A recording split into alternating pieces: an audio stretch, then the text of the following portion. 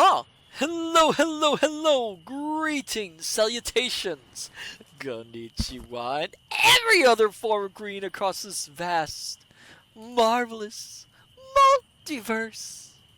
I am Matsu Quinox. This is Horace, and welcome back, my dear, marvelous, wonderful scholars, to the study. Well, not the study, are we? We're out here. We're out here. Well, welcome back, my dear scholars. Hello there. Welcome back to Matsu. Welcome, all you dear campers, scholars, whatever I'm gonna call you. Hello there. Hello there, Darth. Congratulations on getting first. Good evening to you, Private Maverick. Good evening, Julian20. Good evening, Firefly. Julian20, listening to the froggies. Yeah, they're pretty noisy tonight, aren't they? But it is peaceful, isn't it? Out here, relaxing, trying to avoid the... Ow! Ow! Ow! Ow! Ow! Ow! Ow! Ow! Ow! You know, remember last time I said that mosquitoes don't... Ow! Bite me? Ow! Ow! Um, yeah, mosquitoes don't, but for some reason, gnats are very attracted to omniversal beings. Get off me! Okay. Okay, I think they oh yeah, I'll just get a little closer.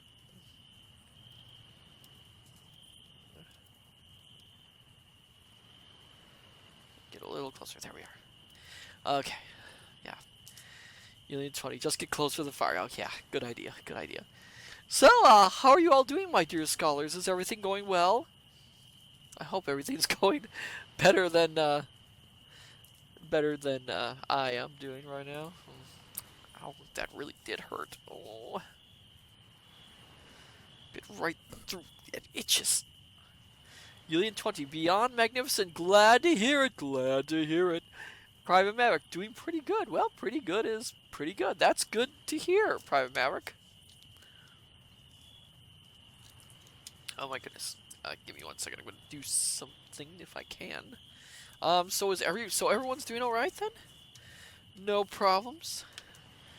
Because you know, if you're having problems, I would say come to the study, but we're not in the study, are we? Goodness gracious. We are currently outside.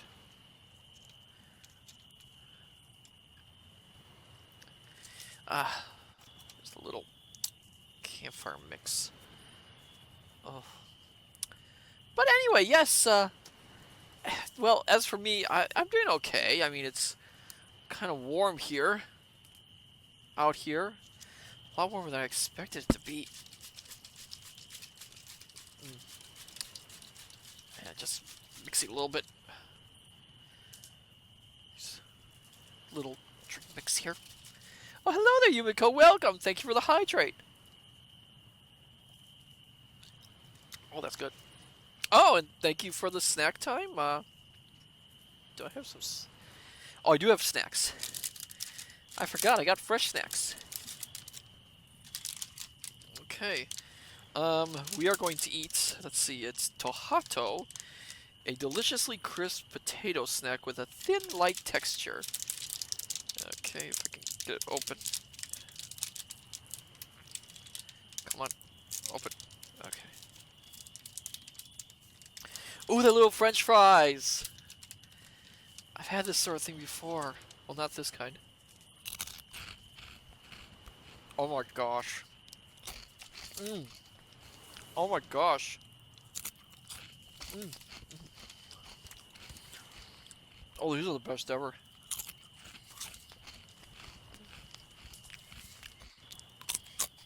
I'm getting this bag nearby.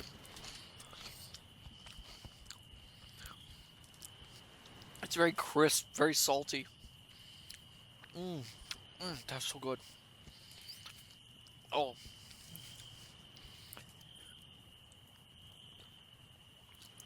Gotta water it down. But yes, I've been doing alright. Had to visit Sis Knox again for a little Additional work on the cosmic teeth.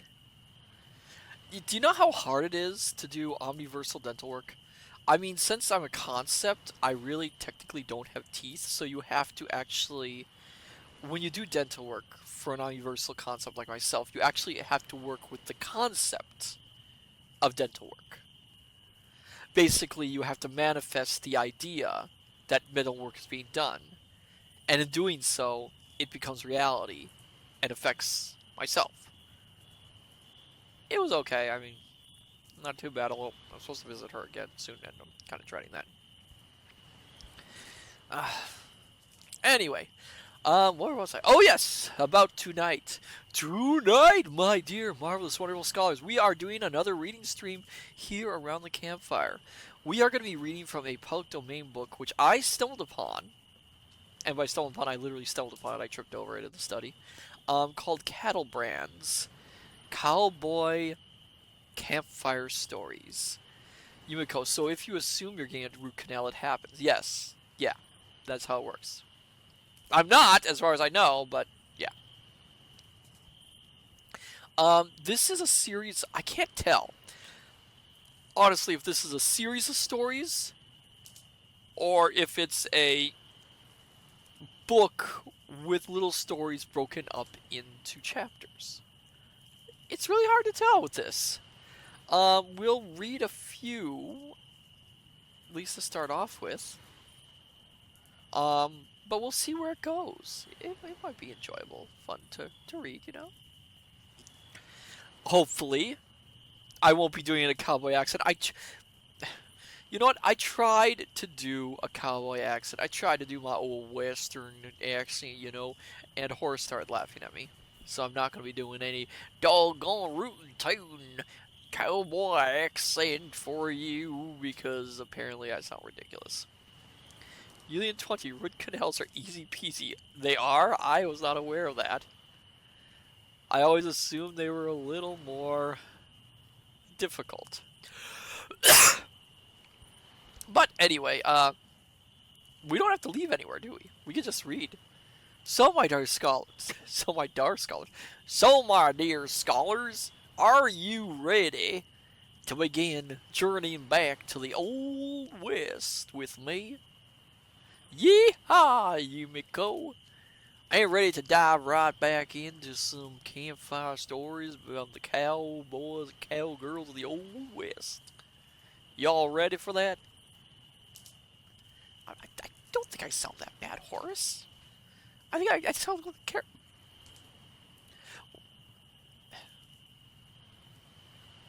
What do you mean I sound like an old prospector? I'm not trying to do that. I'm doing a cowboy. You know, old prospectors don't sound like that. I sound perfectly I sound perfectly fine. What you want me to do my John Wayne, Horace? Is that it? You want me to do my John Wayne? I can't do I can't do John Wayne. No. So, well, what do you want me to do? Just read it straight? I'll read it straight if you want me to. Union 20, seen by the fire, drinking my Joe and eat beans. Well, actually, ice cream. Well, ice cream's better than beans, actually. So, everyone ready? If so, sit back, relax, have your marshmallows ready for the s'mores. Just lean back and gaze up at the stars.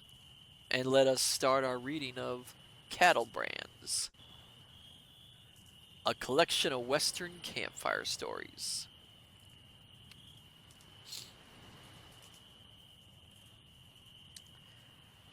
Drifting north.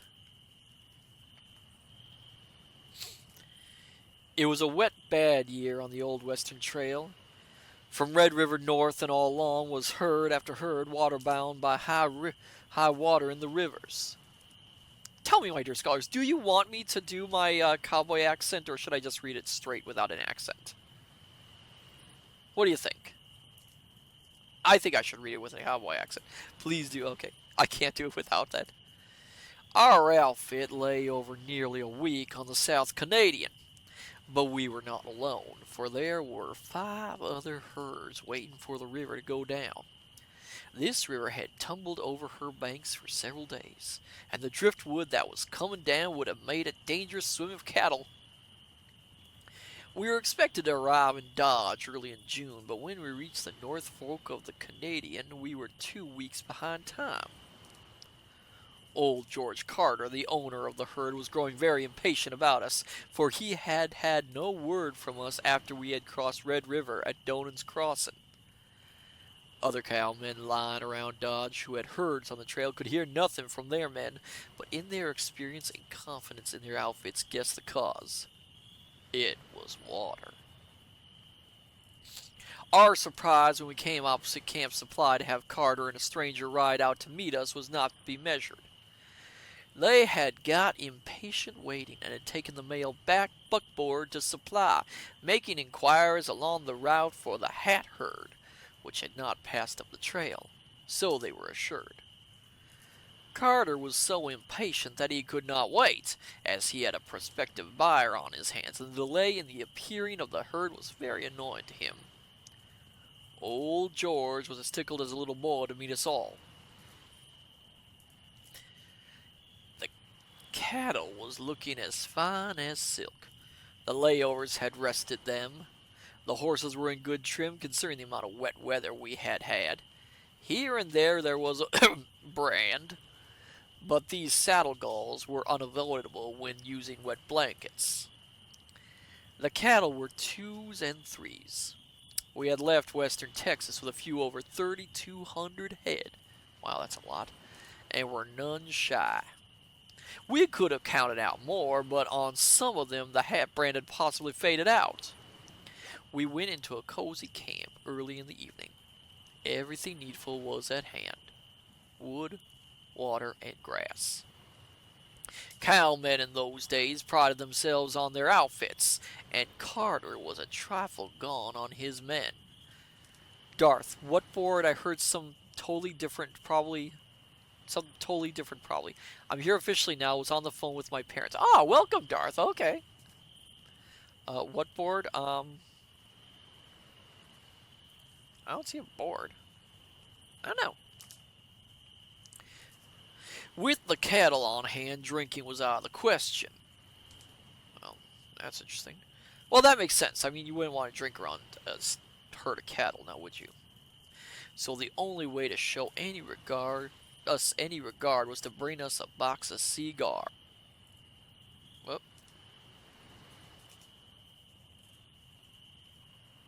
One second, my dear scholars. Oh dear.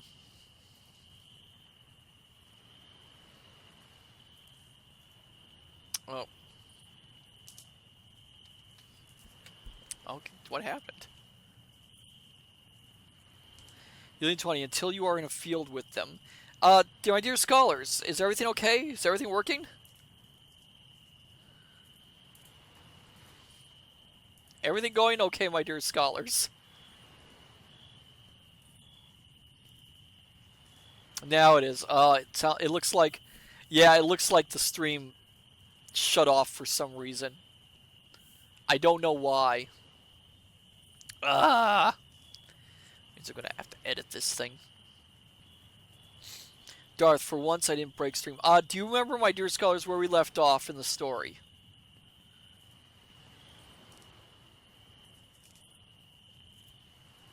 Do any of you remember what my last sentence was?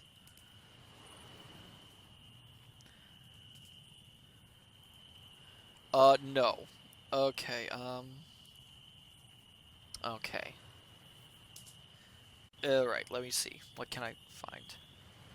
I want to make sure I get it back.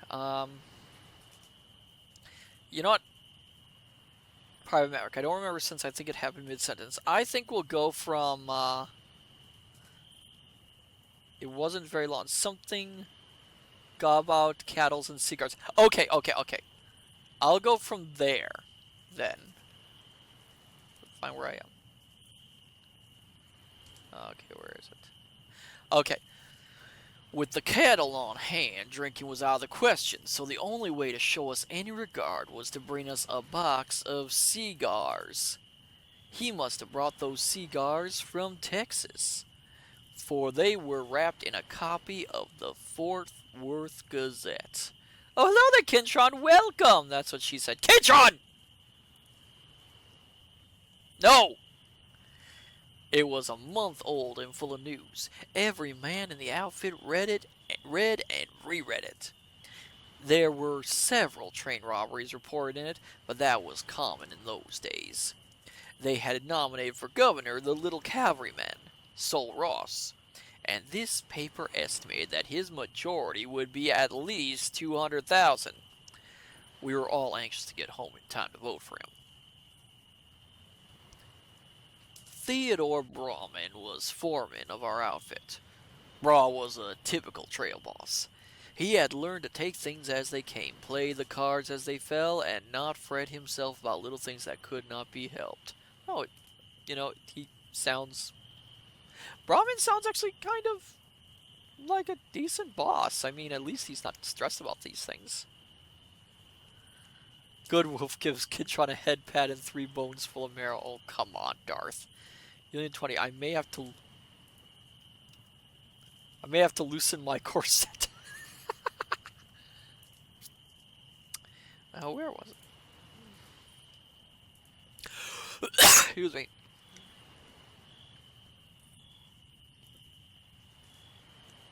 If we had been a month behind, he would never have thought to explain the why or wherefore to Old Man Carter. Several years after this, when he was scouting for the army, he rode up to a herd over to on the Chisholm Trail and asked one of the tailmen, "Son, have you seen anything of about 300 soldiers?" "Nope," said the cowboy. "Well," said Bra, "I've lost about that many." That night around camp, the smoke was curling upward from those cigars in clouds. When supper was over and the guards arranged for the night, storytelling was in order. This cattle buyer with us lived in Kansas City and gave us several good ones. He told us of an attempted robbery of a bank which had occurred a few days before in a western town. As prelude to the tale, he gave us the history of the robbers. Oh, it's a nested story. That's what it is. Okay.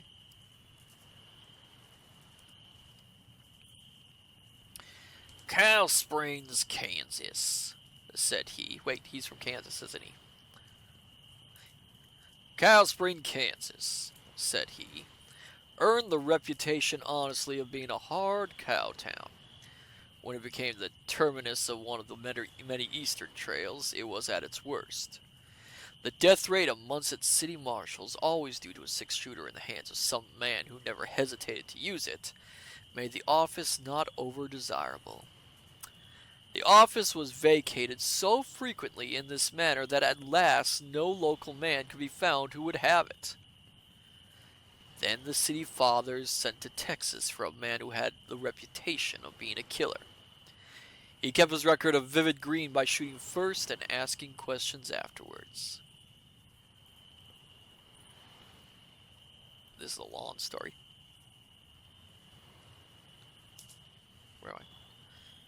"Well, the first few months he filled the office of marshal, he killed 2 white men and an Indian, and had the people thoroughly buffaloed. When the cattle season had ended and winter came on, the little town grew tame and listless. There was no man to dare him to shoot, and he longed for other worlds to conquer. He had won his way into public confidence with his little gun, but this confidence reposed in him was misplaced, for he proved his own double both in morals and courage. To show you the limit of the confidence he enjoyed, the treasurer of the Cherokee Strip Cattle Association paid rent money to that tribe, at their capital, $50,000 quarterly. The capital is not located on any railroad, so the funds and currency were taken in regularly by the treasurer and turned over to the tribal authorities.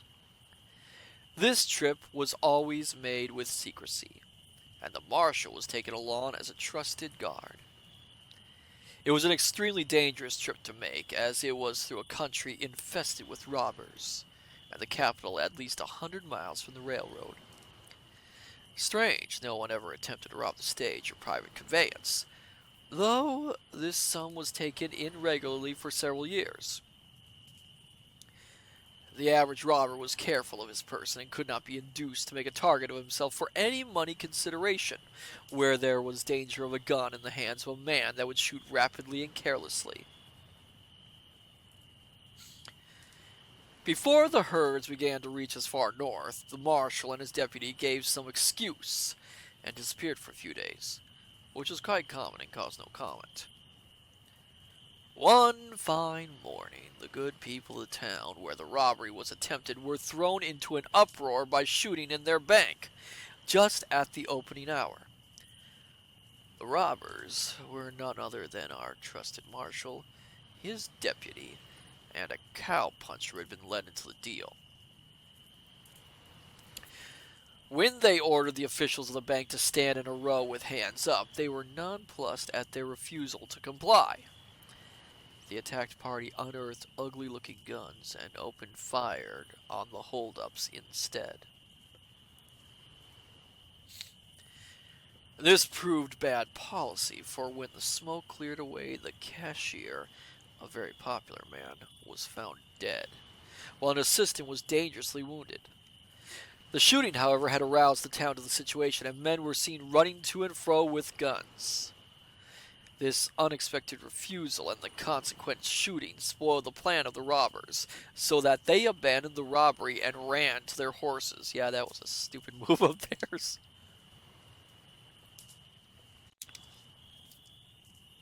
There are some towns you do not want to attempt to rob a bank back then.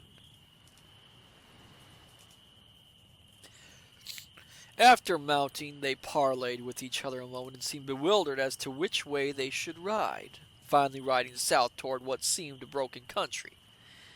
Very few minutes elapsed before every man who could find a horse was joining the posse that was forming to pursue them. Before they were out of sight, the posse had started after them. They were well mounted, as determined a set of men as were ever called upon to meet a similar emergency. They had the decided advantage of the robbers, as their horses were fresh, and the man knew every foot of the country. The broken country to which the holdups headed was a delusion as far as safety was concerned. Everything okay, my dear scholars? I didn't stop again, did I? I want to make sure the stream didn't stop. No, it's good. Okay, good. Okay, good.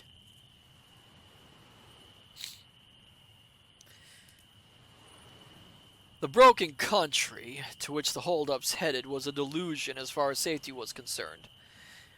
They were never for a moment out of sight of the pursuers, and this broken country ended up in a deep coulee. When the posse saw them enter this, they knew that their capture was only a matter of time. Nature seemed against the robbers, for as they entered the coulee, their horses bogged down in a springy rivulet, and they were so hard pressed that they hastily dismounted and sought shelter in some shrubbery that grew about. The pursuing party, now swollen to quite a number, had spread out, and by this time surrounded the men. They were seen to take shelter in a clump of wild plum brush, and the posse closed in on them. Seeing the numbers against them, they came out on demand and surrendered. Neither the posse nor themselves knew at this time that the shooting in the bank had killed the cashier. Less than an hour's time had elapsed between the shooting and the capture. When the posse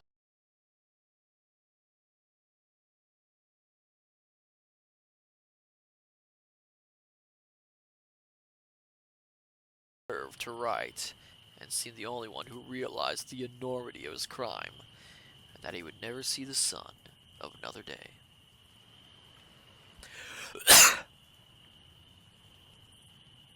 Oh.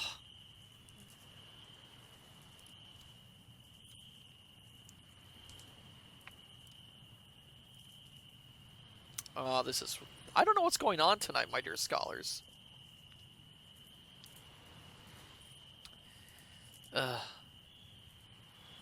Where is this? I'm sorry. Hello there, One Truel. Welcome. We're having a lot of technical difficulties tonight, it seems. I don't know why. Oh,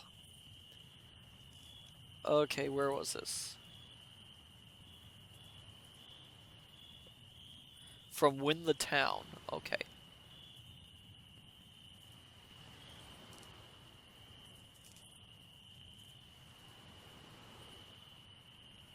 Trying to find where that was.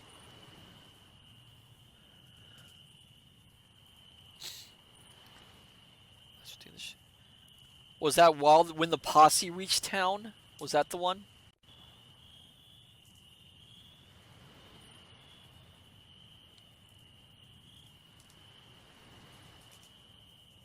Maybe. Okay, I'll go from there. Dag nabbit. Probably the gnats got into everything. Okay. Where is that thing? When the posse reached town on their return, they learned the death of the cashier, and the identity of the prisoners was soon established by citizens who knew the marshal and his deputy. The latter admitted their identity. That afternoon they were photographed, and later in the day were given a chance to write to any friends to whom they wished to say goodbye. The cowpuncher was the only one who availed himself the opportunity. He wrote to his parents.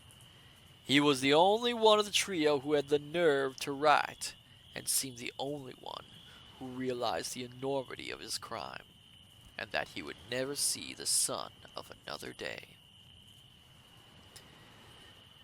As darkness settled over the town, the mob assembled. There was no demonstration. The men were taken quietly out and hanged. At the final moment, there was a remarkable variety of nerve shown.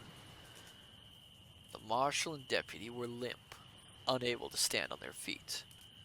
With piteous appeals and tears, they pleaded for mercy, something they themselves had never shown their own victims. The boy who that day written his parents his last letter met his fate with Indian stoicism. Darth, Matsu, be careful with how you say country. With the accent you're using, the count part of country sounds like a bad word. Oh, I see. I'll be careful. He cursed the crouching figures of his partners for enticing him into this crime, and begged them not to die like curs, but to meet bravely the fate which he admitted they all deserved. Several of the men in the mob came forward and shook hands with him. With no appeal to man or his maker, he was sworn to the great unknown at the end of a rope. Such nerve is seldom met in life. Those that are supposed to have it, when they come face to face with their end, are found lacking that quality. It is a common anomaly in life that the bad man with his record often shows the white feather when he meets his fate at the hands of an outraged community. We all took a friendly liking to the cattle buyer. Excuse me. Oh my goodness.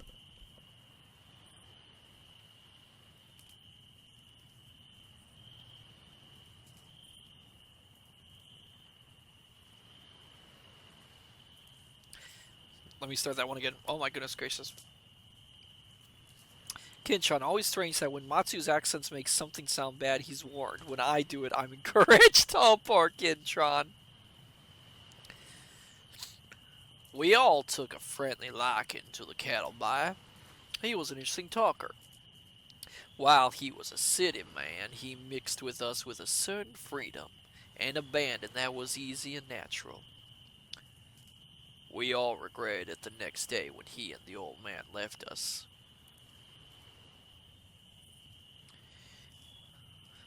Oh, congratulations on the 10-stream streak, Kintron. Oh, Darth, yes, you'll eat 20. I've heard my father tell about those Cherokees, said Port Cole. They used to live in Georgia, those Indians. They must have been honest people, for my father told us boys at home that once in the old state, while the Cherokees lived there, his father hired one of their tribes to guide him over the mountains. There was a pass through the mountains that was used and known only to these Indians. It would take 6 weeks to go and come, and to attend to the business in view. My father was a small boy at the time, and says that his father hired the guide for the entire trip for $40 in gold. One condition was that the money was to be paid in advance. The morning was set for the start, and my grandfather took my father along on the trip. Before starting from the Indian's cabin, my grandfather took out his purse and paid the Indian 4 $10 gold pieces. The Indian walked over to the corner of the cabin, and in the presence of other Indians laid this gold in plain sight of all on the end of a log that projected where they crossed outside, and got on his horse to be gone 6 weeks. They made the trip on time, and my father said his first thought on their return to the Indian village was to see if the money was untouched. It was. You couldn't risk white folks that way. Darth, that's because it's supposed to be a wholesome stream. Yours is a bit less wholesome. My brain has more to say, but my ADHD meds wore off 6 to 7 minutes ago. And there we go with the number.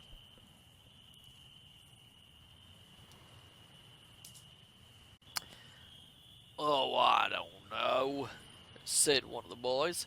Suppose you save your wages this summer and try it next year when we start up the trail, just to see how it will work.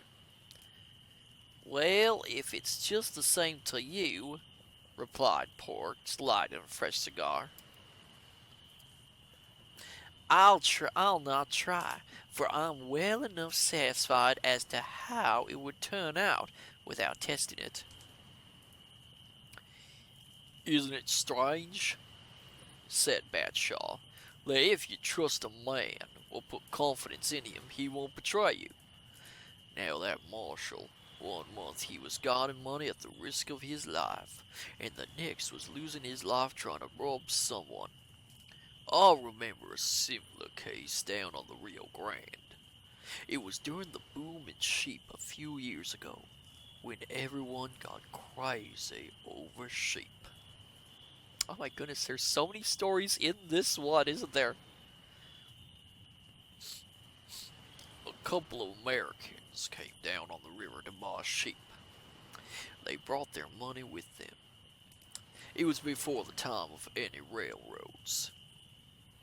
The man they deposited their money with had lived among these Mexicans till he had forgotten where he did belong, though he was a Yankee. These sheep buyers asked their banker to get them a man who spoke Spanish and knew the country as a guide. The banker sent and got a man he could trust. He was a swarthy-looking native whose appearance would not recommend him anywhere. He was accepted, and they set out to be gone over a month. They bought a band of sheep, and it was necessary to pay for them at a point some 40 miles further up the river. There had been some robbing along the river, and these men felt uneasy about carrying the money to their place to pay for the sheep. The banker came to the rescue by advising them to send the money by the Mexican, who could take it through in a single night. No one would ever suspect him of ever having $1 on his person. It looked risky, but the banker, who knew the nature of the native, urged it as a better way, assuring them that the Mexican was perfectly trustworthy. Remember, my dear scholars, this was written in 1909, I believe, so some of the language and some of the viewpoints are a little old.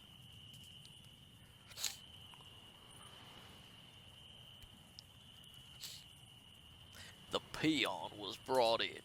The situation was explained to him, and he was ordered to be in readiness at nightfall to start on his errands. He carried the money over 40 miles that night and delivered it safely in the morning to the proper parties. This act of his aroused the darn it, darn tootin, aroused the admiration of these sheepmen beyond a point of safety. They paid for the sheep, were gone for a few months, sold out their flocks to good advantage, and came back to buy more. This second time they did not take the precaution of having the banker hire the man, but did so themselves, intending to deposit their money with a different house further up the river. They confided to him that they had quite a sum of money with them, and that they would deposit it with the same merchant to whom he had carried the money before. The first night they camped, the Mexican murdered them both, took the money, and crossed into Mexico. Oh my goodness gracious. Again, this is an old story. It's one of those stories. I do not condone this sort of stories. He hid their bodies, and it was months before they were missed, and a year before their bones was found. He had plenty of time to go to the ends of the earth before his crime would be discovered. Now, that Mexican would never think of betraying the banker, his old friend and patron, his, muy bueno amigo. There were obligations that he could not think of breaking with the banker. But these fool sheepmen, supposing it was simple honesty, paid the penalty of their confidence with their lives. Now, when he rode over this same road alone a few months before with over $5,000 in money belonging to these same men, all he would need to have done was to ride across the river. When there was no obligations binding, he was willing to add murder to robbery.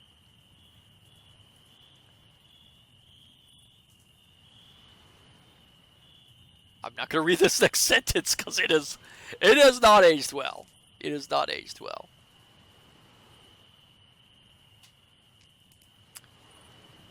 What god are you going to put me on tonight?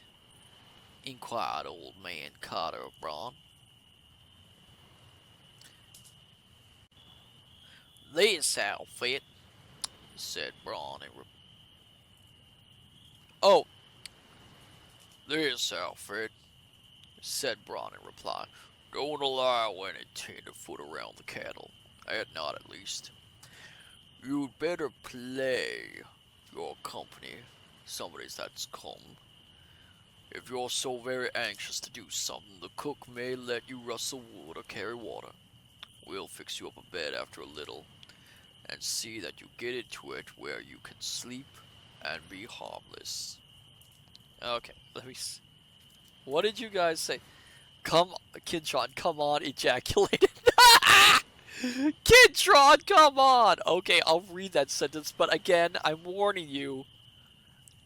I do not condone this view. It is the view of the character, not me. Here goes the sentence I blanked out. Some folks say that Mexicans are good people. It is the climate, possibly, but they can always be depended on to assay high in treachery. Again, I do not carry that view, my dear scholars. I do not. It's of the time. It is of the story. It is not me. I do not condone that view. I do not share that view at all. It's why I blanked it out. It has not aged well.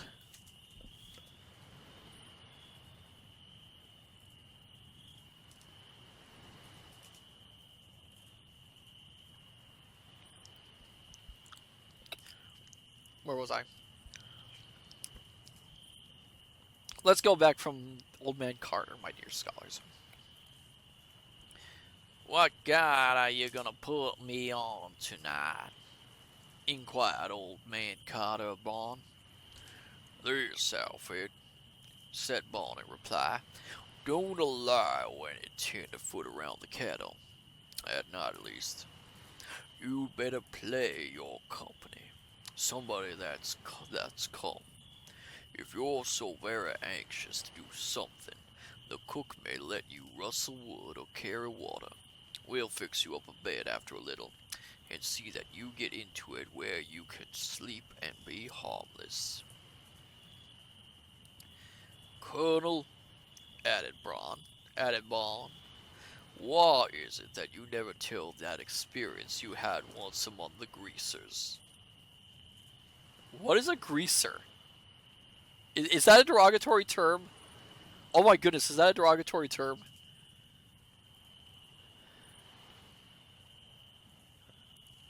Oh, Oh no! Julian 20 might be. Oh my goodness gracious, I am sorry. It is a derogatory. Oh no. Again, 1909. Western cowboy speak. I do not condone this. Kitchon. Oh no! Oh my goodness gracious. I am so sorry, my dear scholars. I did not mean to say that word. I am sorry. Oh no.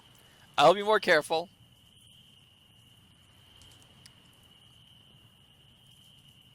Darth, can someone explain how Colonel is pronounced Colonel? I do not know, Darth.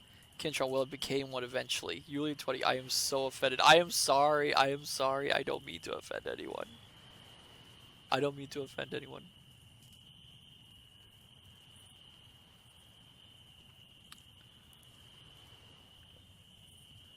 Where was I? Well, there was nothing funny in it to me, said Carter, and they say I never tell it twice alike. Well, sir. Well, certainly tell us, said the cattle buyer. I've never heard it. Don't throw off tonight. It was a good many years ago, began old man George, but the incident is very clear in my mind. I was working for a month's wages then myself. Kinshon was first just the term for someone who smeared the lard on the axle of a wheel, then became someone who used grease on their hair. Ah, I see, I see. It's an odd term, actually, if you think about it. But the incident is very clear in my mind. I was working for a month's wages then myself. Oh, hello there, Zen. Welcome! We are trying to read these Campfire Cowboy stories. We keep getting interrupted and stopped for some reason, and we're discovering that the language in this story is very old and very yes, that. This whole chapter is just one big story arc.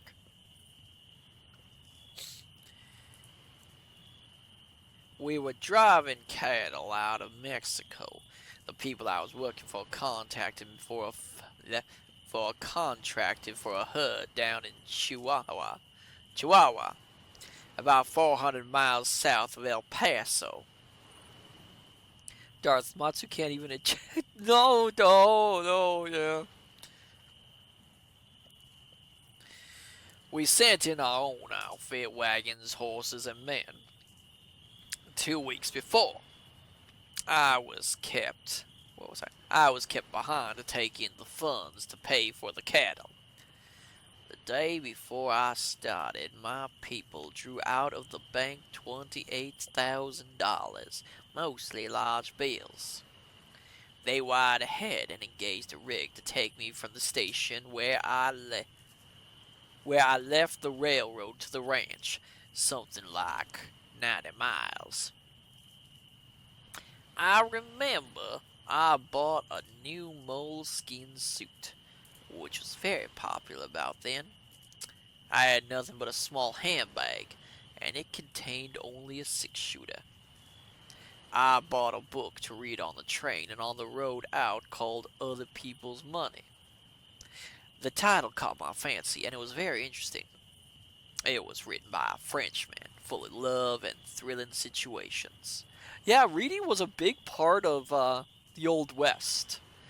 You know, we think a lot about how the idea of, cowboys and all that being rough and tumble men and not very into the scene, but they were very literate, and reading books was a big part of keeping yourself entertained on the trail.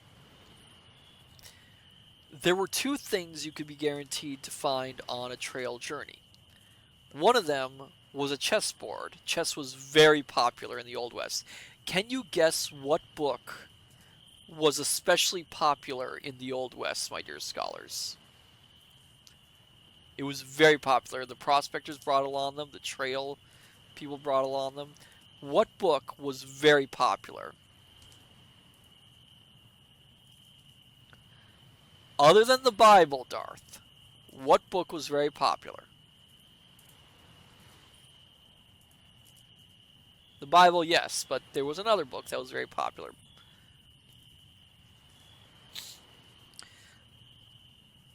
I had the money belted on me securely and started out with flying colors. The railroad runs through a dreary country not worth a second look, so I read my new book. When I arrived at the station, I found the conveyance awaiting me. The plan was to drive halfway and stay overnight at a certain hacienda.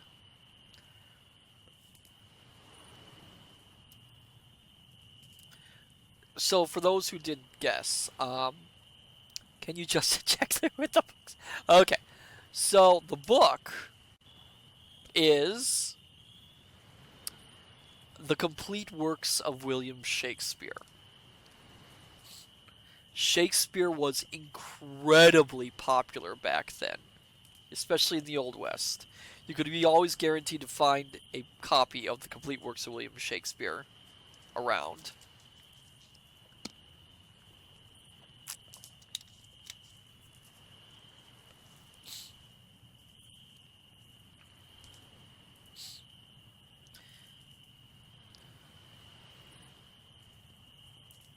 You think 20 fascinating? It is fascinating. The driver insisted on starting at once, telling me that we could reach the Hacienda Grande by 10 o'clock that night, which would be half my journey. We had a double-seated buckboard and covered the country rapidly. There were two Mexicans on the front seat, while I had the rear one all to myself.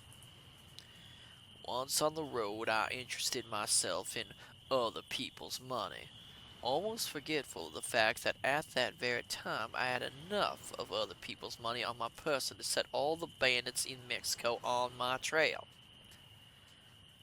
There was nothing of incident that evening, until an hour before sundown.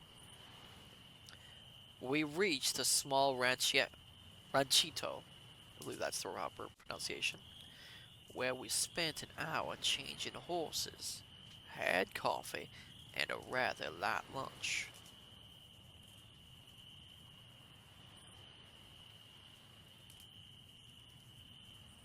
One moment, my dear scholars, gotta check out something.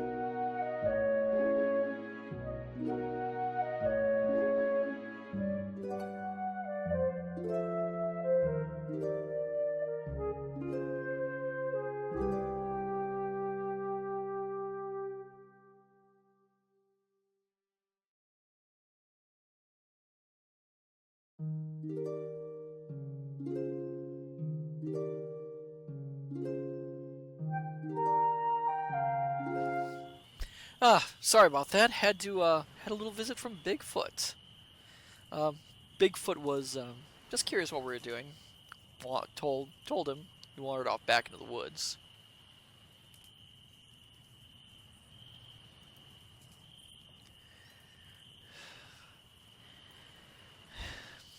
And of course now the galactic cat comes wandering in out of the woods, meows at me. I don't know what she wants. Where was I? Okay. Okay. Before leaving, I noticed a pinto horse hitched to a tree some distance in the rear of the house. And as we were expecting to buy a number of horses, I walked back and looked this one carefully over. He was very particularly color marked in the mane. I inquired for his owner, but they told me that he was not about at present. Excuse me.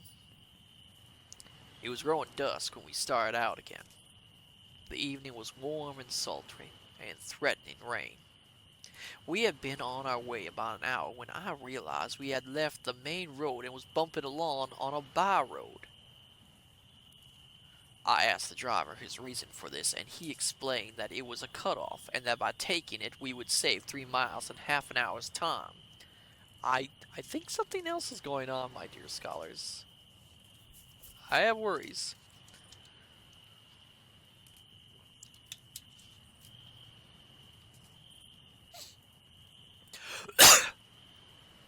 As a further reason, he expressed his opinion that we would have rain that night, and that he was anxious to reach the hacienda in good time. I encouraged him to drive faster, which he did. Within another hour, I noticed we were going down a dry arroyo with mesquite brush on both sides of the road, which was little better than a trail. My suspicions were never aroused sufficiently to open the little handbag and belt on the six-shooter. I was dreaming along when we came to a sudden stop before what seemed a deserted jacal. I think that's the pronunciation. It's very, yeah. The Mexicans mumbled something to each other over some disappointment when the driver said to me, "Oh, am I gonna have to do a dialect accent? Oh boy. Oh, I feel kind of iffy on doing this, but I'll try. Here's where we stay all night. This is the hacienda." They both got out and insisted on my getting out, but I refused to do so. I reached down and picked up my little grip and was in the act of opening it when one of them grabbed my arm and jerked me out of the seat to the ground. I realized then for the first time that I was in for it in earnest.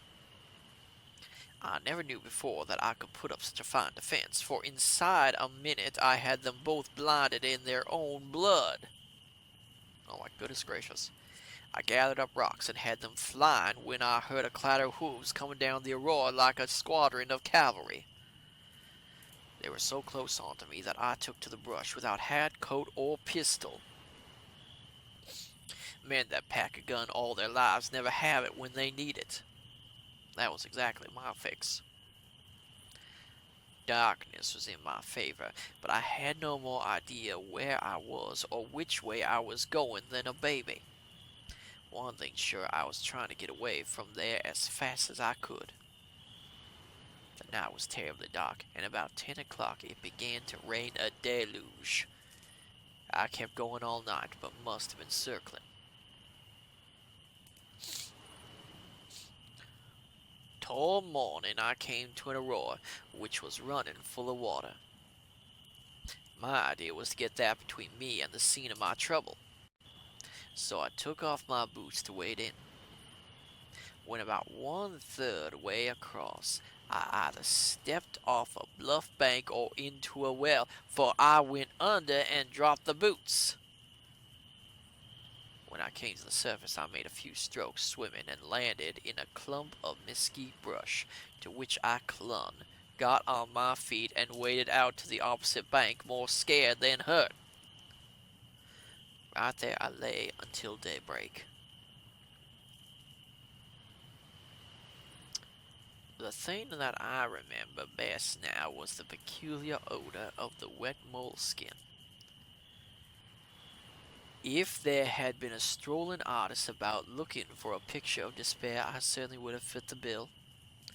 The sleeves were torn out of my shirt, and my face and arms were scratched and bleeding from the thorns of the mesquite. No one who could have seen me then yeah, ever would ever have dreamed that I was a walking depository. Zen, I can explain that actually. So the word was original Italian, colonnello, from the Latin columnella, it lit, small column. The Italians used it because a group of marching soldiers was a column. So a capitano colonnello was the captain of the column. It was then adopted by the French and Spanish, who changed it to colonel. Then then word was adapted by the British, who grabbed the word colonel and started pronouncing it colonel. Continue. Oh, interesting then. Thank you for the explanation. Where was I? Where was I?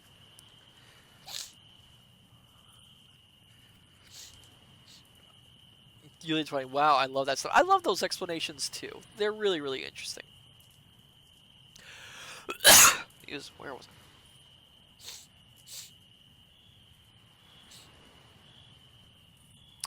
No one who could have seen me then would ever have dreamed that I was a walking depository of other people's money. When it got good daylight, I started out and kept the shelter of the brush to hide me. After nearly an hour's travel, I came out on a divide, and about a mile off I saw what looked like a jackal. I'm probably pronouncing that wrong. I'm sorry. Directly I noticed the smoke rise, and I knew then it was a habitation. My appearance was not what I desired, but I approached it. In answer to my knocking at the door, a woman opened it about 2 inches and seemed more interested in examination of my anatomy than in listening to my troubles. After I had made an earnest, sincere talk, she asked me, "Oh my goodness gracious, I'm not good at Spanish, so let me try. No este loco tú?" I'm sorry. So it's no este loco tú? I don't know what that means, unfortunately. Again, Spanish is not a language I am very good at. I should have learned it at some point. I probably learned it at some point, but you know, when they sealed the knowledge and my memories away, I lost a lot of my abilities. Kintron, are you crazy too? Oh, okay. Thank you, Kintron.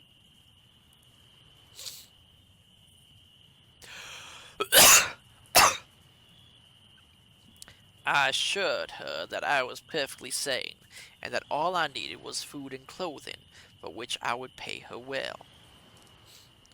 It must have been my appearance that aroused her sympathy, for she admitted me and fed me.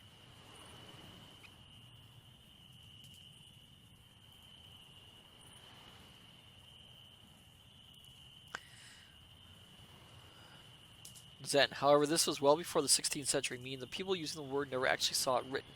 Then in the 16th century, the British started translating military texts from Italian and came across the original colonnello and then wrote it down as colonel. And finally, the rank was available in written form, and due to the cluster of dissemination of the word now has the Italian spelling, but the French-Spanish pronunciation. That is fascinating. Zen. The woman had a little girl, of probably 10 years of age. This little girl brought me water to wash myself, while the mother prepared me something to eat. I was so anxious to pay these people that I found a $5 gold piece in one of my pockets and gave it to the little girl, who in turn gave it to her mother. While I was drinking the coffee and eating my breakfast, the woman saw me looking at a picture of the Virgin Mary, which was hanging on the adobe wall opposite me. She asked me if I was Catholic, which I admitted. Then she brought out a shirt and offered it to me.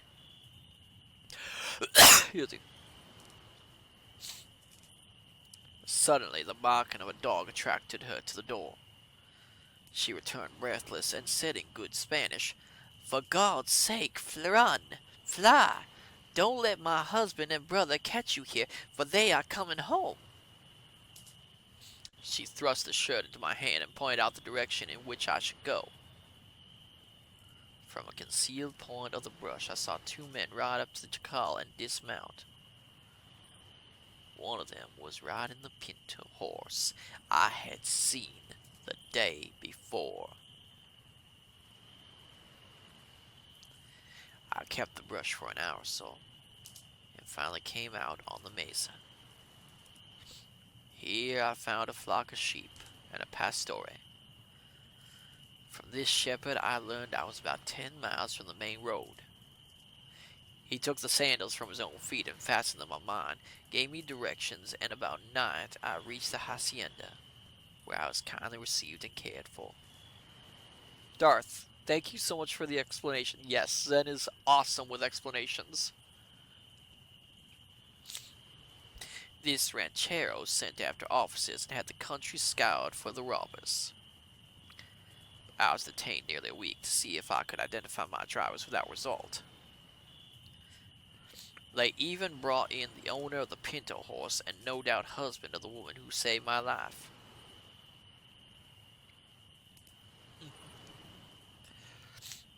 After a week's time, I joined our own outfit, and I never heard a language that sounds so sweet as the English of my own tongue. I would have gone back and testified against the owner of the spotted horse if it hadn't been for a woman and a little girl who depended on him, robber that he was. Oh, so the husband was involved in the robber. Interesting. "Now, girls," said Ball, addressing Carter and the stranger, "I've made you a bed out of the wagon sheet and rustle a few blankets from the boys. You'll find the bed under the wagon ton, and we've stretched a fly over it to keep the dew off you, besides adding privacy to your apartments. So you can turn in when you run out of stories or get sleepy." "Haven't you got one for us? Haven't you got one for us?" inquired the cattle buyer of Braun.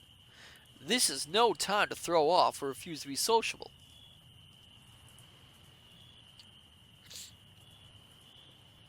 "Well, now, that bank robbery that you were telling the boys about." Darth, also Matsu, when you say horse in an accent, it kind of sounds like a bad word for an immoral woman. How many words when I'm talking that sound terrible? How many words? Can I not escape it?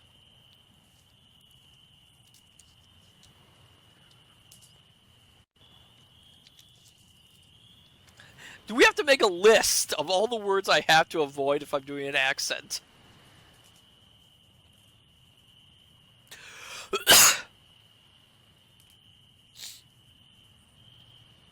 Excuse me. You literally, haha, you are fine. It's just Darth being naughty. I suppose Darth is being naughty, yes. "Well, now, that bank robbery that you were telling the boys about," said Braun as he bit the tip from a fresh cigar, "reminds me of a holdup that I was in up in the San Juan mining country in Colorado. We had driven into that mining camp a small bunch of beef and had sold them to fine advantage.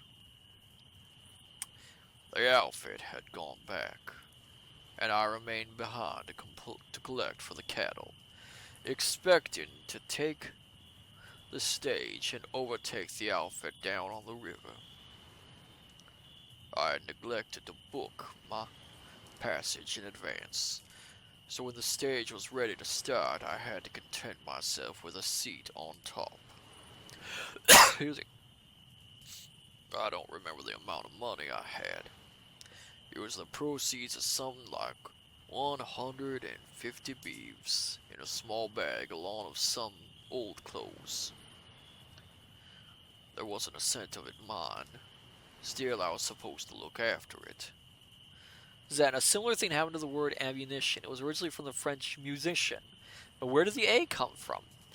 Well, when a soldier would request more munitions, he'd say something like, Cherchez la munition. Fetch the munition. But to someone that isn't reading it and only hearing it, it could sound the same as Cherchez la munition. And he'd go back and say, yeah, the French call the bundles of arrows ammunition. We should use that word too. Again, interesting. Isn't word evolution interesting? Darth, RTFL, Julian. Oh, you too.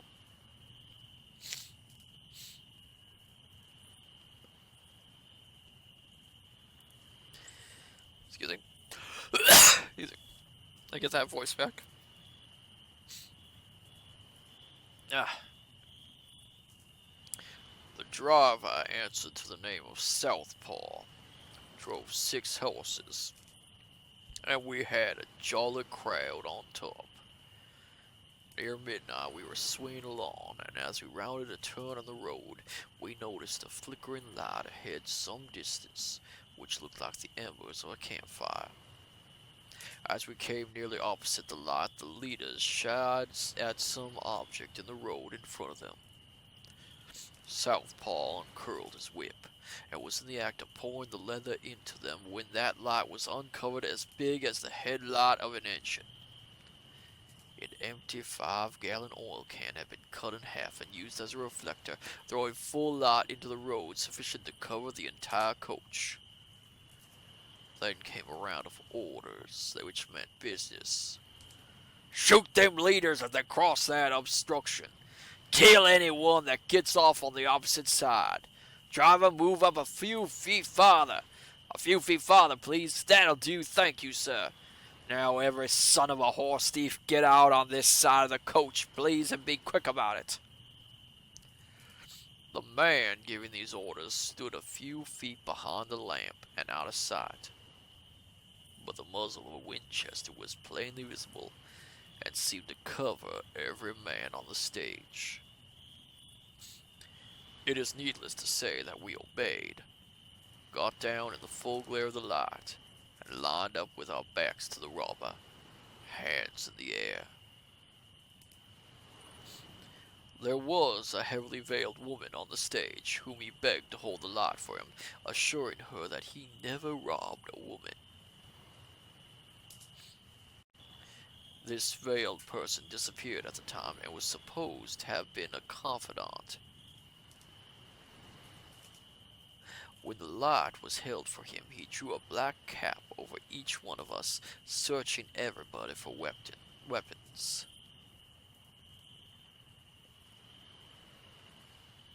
Then he proceeded to rob us, and at last went through the mail. It took him over an hour to do the job. He seemed in no hurry. Yeah, so mail trains and mail coaches were often the targets of robbers at the time. Mail trains, because mail trains often would carry money with them. And they would carry a lot of money, actually. And mail coaches for the same reason. Also, going through the mail, they would try and find any sort of money that was being mailed at the time to whoever was being sent. So that's a lot of why mail coaches and mail trains were the targets of robbers. Kintron, payroll was mail, basically. Yes, exactly that. Kintron. I'm reminded of a film, which brought that up, which was, what was it called? The Gray Fox. If you've never seen it, The Gray Fox is fantastic. It's worth a view. And in it, the male is the target of the main character, the Gray Fox, who targets it for a robbery. He doesn't find the money, unfortunately, but he does steal some of the mail. from the train. But yeah, if you've never seen the movie, go on and watch it. It's a little bit obscure. It's a Canadian film, but it has gorgeous music, a fantastic set of actors. I highly, highly recommend it. Matsu recommends it on his list of films.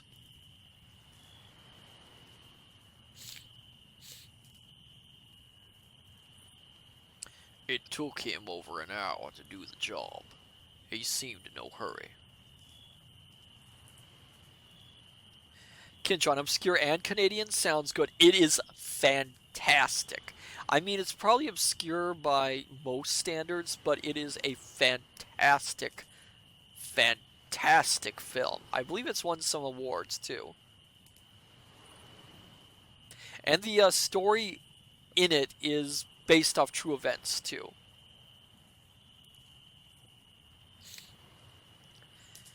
It was not known what he got out of the mail, but the passengers yielded about 900 revenue to him. Oh, that's a lot. While there was 3 times that amount on top the coach in my grip, wrapped in a dirty flannel shirt. Darth, oh, by the way, I will give you tell signs so you know when I'm actually being genuine about words sounding different with an accent. If I tell you to be careful with pronouncing a word, that's the genuine one. Otherwise, I'm just as Julian said, being naughty. Yeah, you're being naughty, Darth, yes.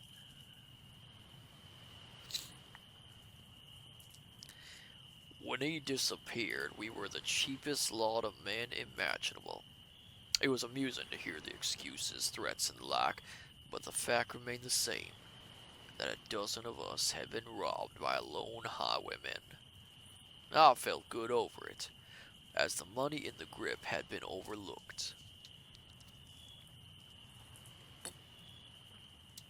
Oh, so they overlooked the money. Interesting. Well, we cleared out the obstruction in the road and got aboard the coach once more. About 4 o'clock in the morning, we arrived at our destination, only 2 hours late. In the hotel office where the stage stopped was the very man who had robbed us. He had got in an hour ahead of us and was a very much interested listener to the incident as retold. There was an early train out of town that morning, and at a place where they stopped for breakfast, he sat at the table with several drummers who were in the hold-up, a most attentive listener.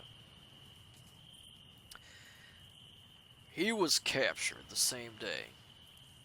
He had hired a horse out of a livery stable the day before to ride out to look at a ranch he thought of buying. The liveryman noticed that he limped slightly. He had collided with lead in Texas, as was learned afterward. He had collided with lead in Texas. Oh, okay, it's lead, not lead. With lead in Texas, as was learned afterward. So he had been shot in the leg. The horse, which had been hired to the ranch buyer of the day before, was returned to the corral of the livery barn at an unknown hour during the night, and suspicion settled on the lame man. When he got off the train at Pueblo, he walked into the arms of officers. The limp had marked him clearly. In a grip which he carried with a number of sacks, which he supposed contained gold dust, but held only talc on its way to Asayers in Denver. I gotta read that again, sorry. I read that wrong. That is such a strange thing. In a grip which he carried were a number of sacks, which he supposed contained gold dust, but held only talc on its way to Asayers in Denver. These he had gone out of the express the night before, supposing they were valuable. We were all detained as witnesses. He was tried for robbing the mails, and was the coolest man in the courtroom.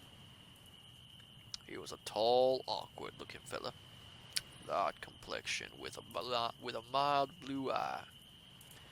His voice, when not disguised, would mark him amongst 1,000 men. Is peculiarly mild and soft, and would lure a babe from its mother's arms.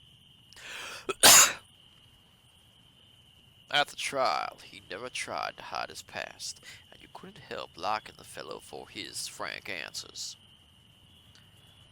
Were you ever charged with any crime before? Asked the prosecution. If so, when and where? Yes, said the prisoner, in Texas, for robbing the mails in '77. What was the result? Continued the prosecution. Oh, they sent me over the road for 99 years. Then how does it come that you are at liberty? Quizzed the attorney. Well, you see, the President of the United States at that time was a warm personal friend of mine, though we had drifted apart somewhat. When he learned the federal authorities had interfered with my liberties, he pardoned me out instantly. What did you do then? Asked the attorney. Well, I went back to Texas and was attending to my own business when I got into a little trouble and had to kill a man.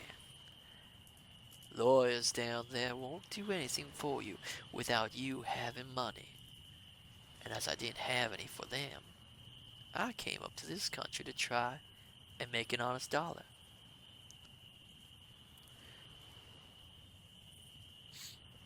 He went over the road a second time and wasn't in the federal prison a year before he was released through influence.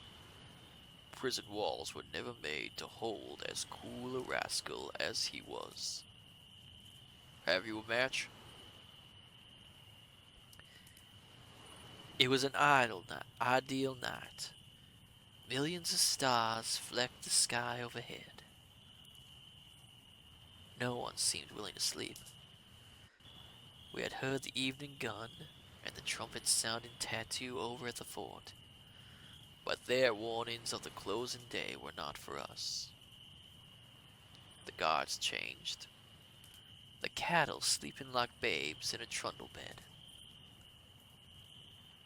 Finally, one by one, the boys sought their blankets, while sleep at night wrapped these children of the plains in their arms.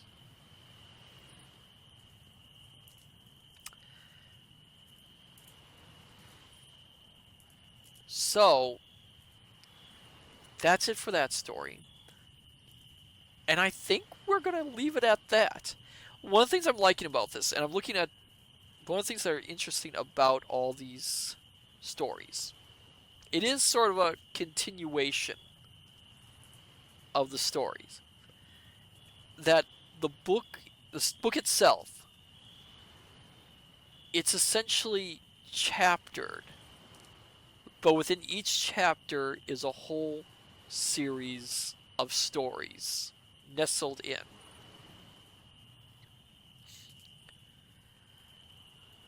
So it's almost like an Old West version of the Canterbury Tales. It's stories telling stories around the campfire, with each of the characters meeting a different character, who then imparts some local short story that they experienced or heard. It's actually quite interesting, I have to say. But yeah, I think we're probably gonna stop here because I don't want to risk with us having so many connection problems. And we heard several stories. I think out of all of them, out of all the stories that I told tonight, I think, which one was my favorite of them?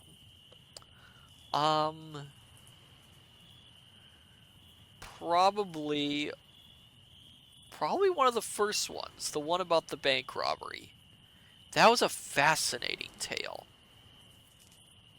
At least that's how I find it. What did you think, my dear scholars? Did you have any favorites from tonight's little campfire stories? And they're right. It is a beautiful night up there.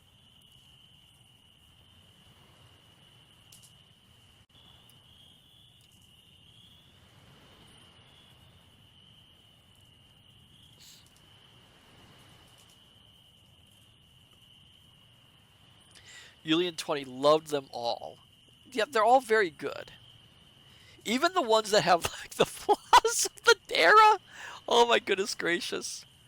Some of those tales, they have not aged well. Although that one about the robbing the mail was very good too. Yeah, I do wonder if the prisoner was actually telling the truth. Did he actually have some kind of influence with the President of the United States at the time, which I don't even know what it would be. But then again, it could be a tall tale. I mean, after all, these are cattlemen. They are prone to telling the odd, tall story. But yeah, I think we'll stop here for now. Otherwise, the next chapter is very long. It's just as long as this one, which took us about Kintron. Better cowman than Kintron. I am not going to say that next word. I know what you're trying to do. I am not going to say it. I am not going to repeat it on this stream.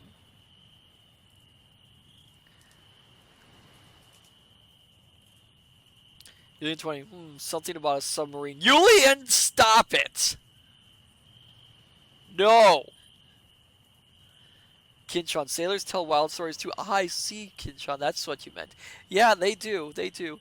Darth, what's wrong with... I am not going to do that. I am not going to do that. Grow up, you three. Ah. But anyway, Kintron, their stories are hard to swallow. Kintron, no! You! You wolf, you! I don't even have words for that! Julia 20, I am blushed. Kintron?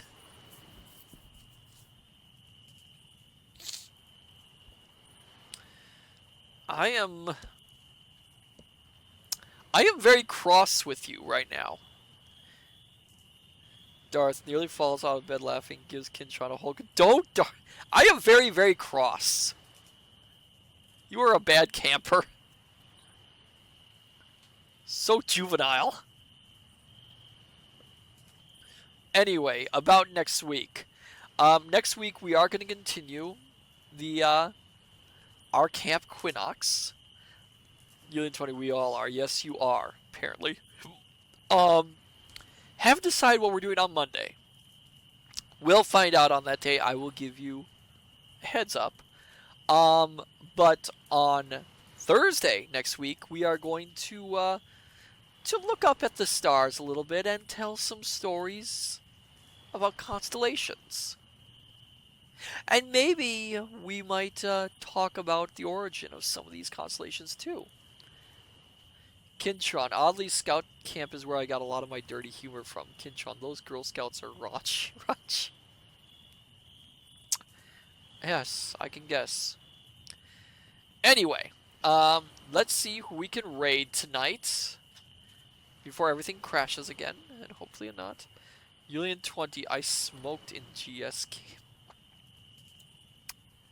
Naughty. Darth, are we gonna learn about Uranus also? Oh, grow up. Let's see who we can raid before I lose my temper.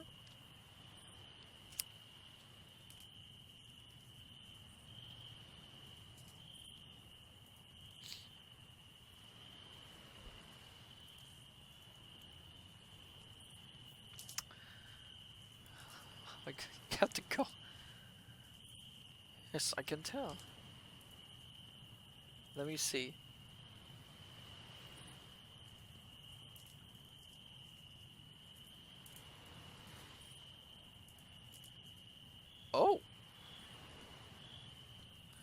Give me a second, my dear scholars. We might be able to...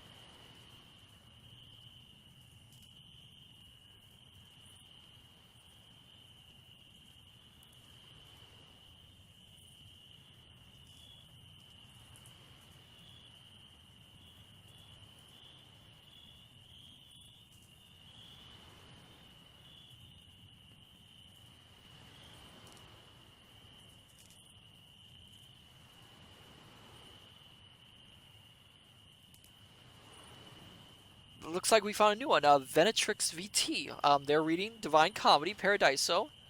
They seem to be a librarian as well, so it might be fun. So then, my dear scholars, I say unto you, good evening, good morning, good afternoon. Till we meet each other again at the study. Take care, and I shall see you next time.